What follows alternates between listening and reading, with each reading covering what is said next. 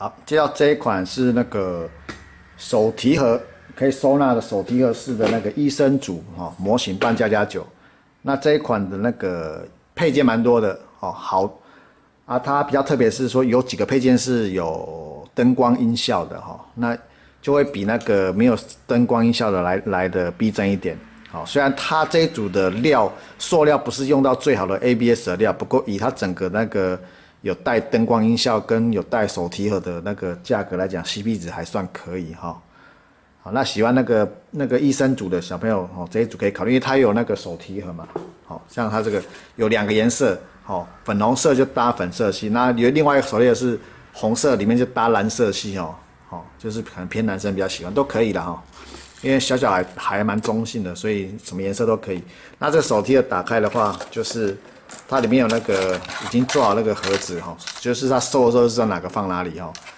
那你盖起来的时候，它的扣你是这样子这样扣的然后这个是这样扣的就可以出去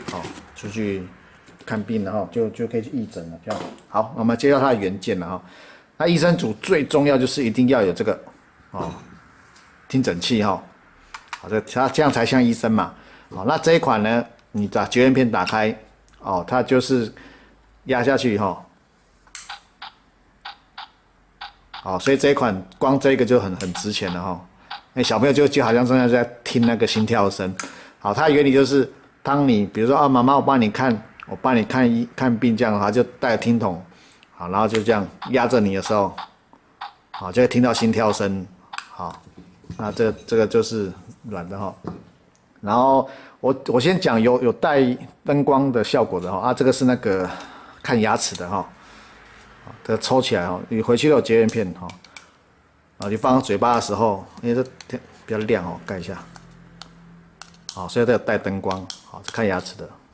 这个要把绝缘片拔掉还有看还有哪一个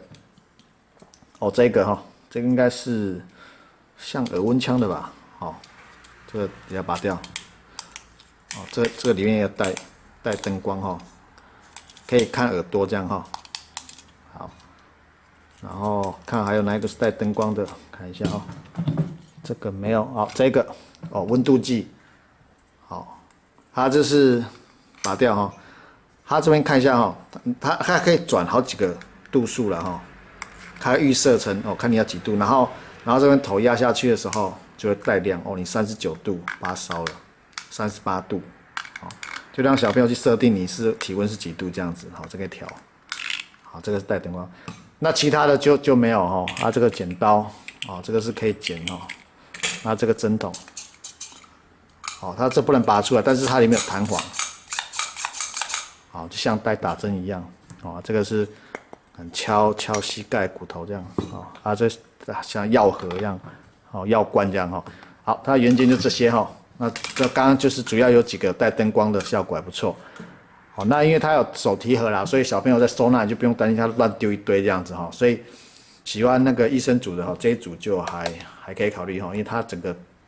这个带盒子这样收纳又方便